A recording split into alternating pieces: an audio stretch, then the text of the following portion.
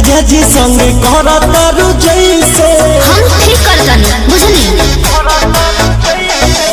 फगुओ के दिन केहू करेला जैसे अच्छा। अपना जीजाजी संगे करतारू जैसे